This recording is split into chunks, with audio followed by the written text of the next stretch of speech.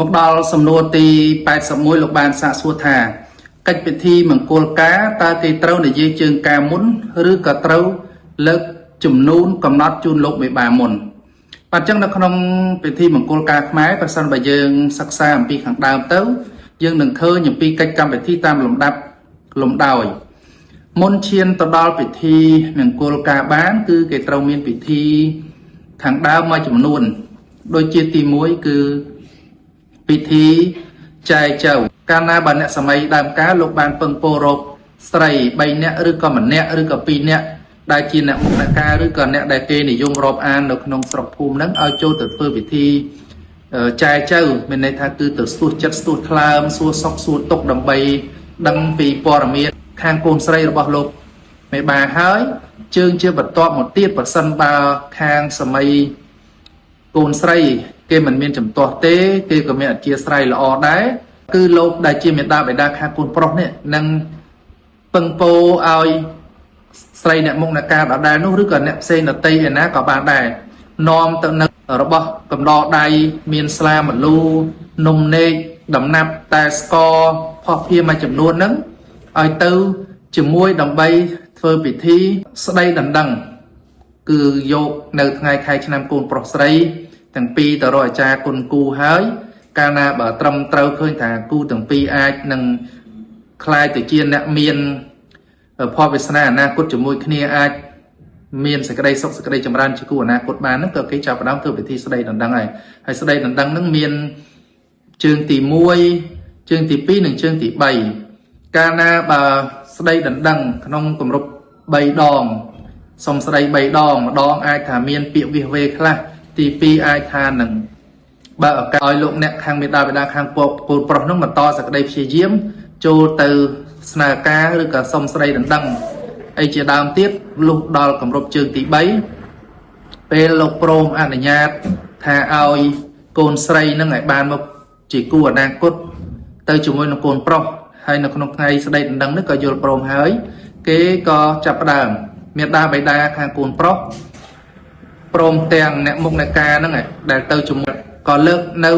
គ្រឿងរណ្ដាប់កំដរដៃជាប់ដៃទៅជាមួយហ្នឹងលើកជូនទៅមេដាបេដាខាងកូនស្រី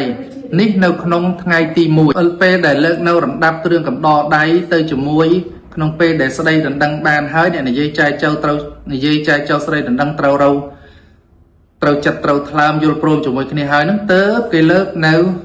របស់ទាំងអស់នោះជូនទៅមេដាបេដាខាងកូនស្រីនេះមកវគ្គមួយទៀតនៅថ្ងៃរៀបមង្គលការនៅពេលដែលសម័យដើមការមេដាបេដាខាងកូនប្រុសនាំមកនៅរណ្ដាប់ផុសភាបណ្ដាការទាំងអស់ដែលបាននិយាយគ្នាថានៅក្នុងថ្ងៃស្ដីដណ្ដឹងហ្នឹងពេលដែលថ្ងៃការធំថ្ងៃប្រពៃរៀបមង្គលការហ្នឹងត្រូវមានរណ្ដាប់រណ្ដាអ្វីខ្លះផុសភាបណ្ដាការតាមទំនៀមទម្លាប់ប្រពៃណីមានស្លាដកស្លាកន្សែងស្លាថងរងស្លាខ្ពោកំណត់ការធំមាន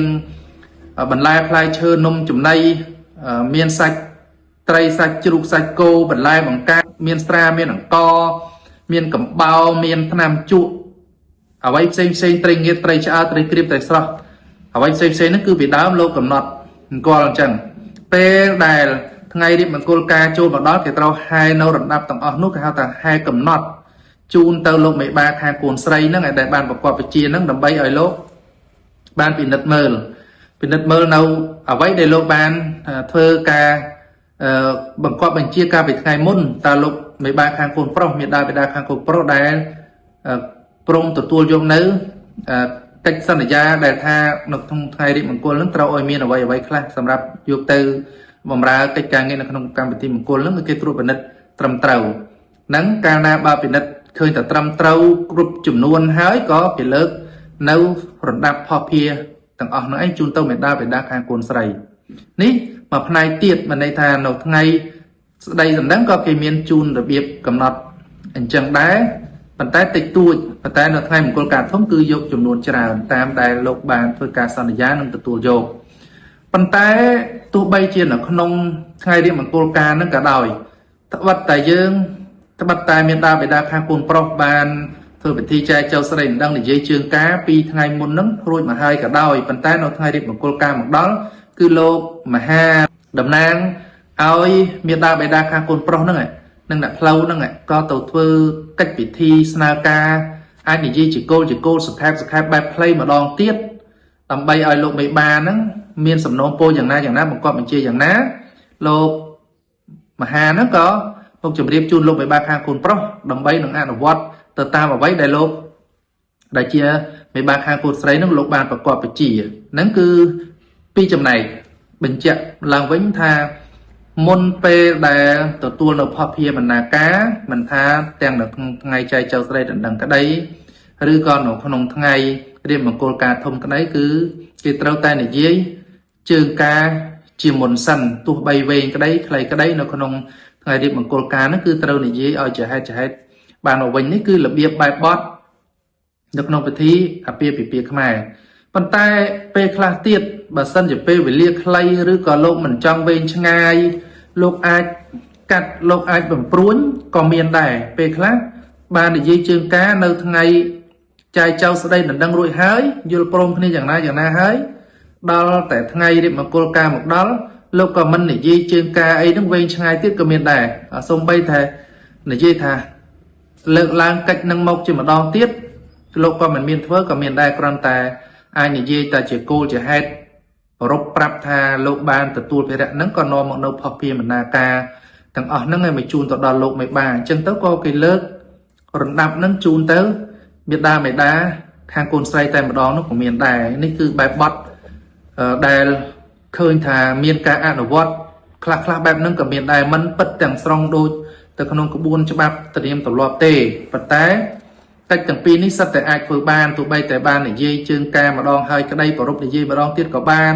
និយាយម្ដងហើយមិនបានប្ររពកិច្ចទៀតគ្រាន់តែមកលើកផុសពីបណ្ណាការអញ្ជើញគេឲ្យរាប់នៅចំនួនផុសភីគ្រឿងរដាប់ដែលមកនៅក្នុងថ្ងៃមង្គលការហ្នឹងតែម្ដងក៏បានដែរគឺមិនជាការតោះខុសអីទេព្រោះកិច្ចពិធីមង្គលការខ្មែរនេះយើងដឹងហើយថាបើធ្វើឲ្យបែបពេងក៏បានល្អិតល្អន់ពេញលេញទៅដូចជាកម្មវិធី2យប់គម្រប់3ថ្ងៃគឺកម្មវិធីលំដាប់លំដោយហូហែគ្រប់ជ្រុងជ្រោយហើយក៏ទៅតាមលទ្ធភាពរបស់អលោកអ្នកដែលមានលទ្ធភាពនិងមានពេលវេលាគ្រប់គ្រាន់ក្នុងការធ្វើតែបើធ្វើឲ្យខ្លីឲ្យតិចបង្ខិតពេលវេលាមក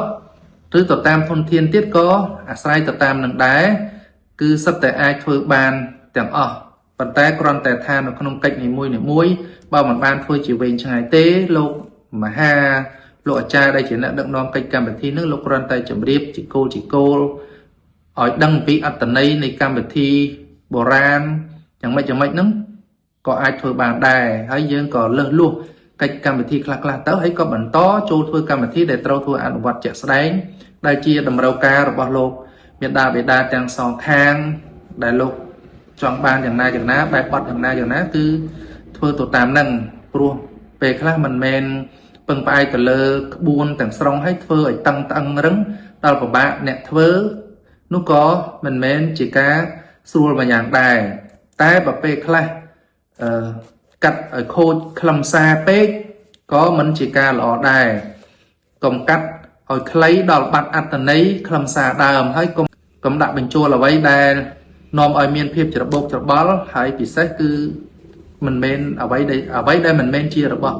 ខ្មែរយើងនឹងក៏កុំយកមកដាក់ឲ្យច្របូកច្របល់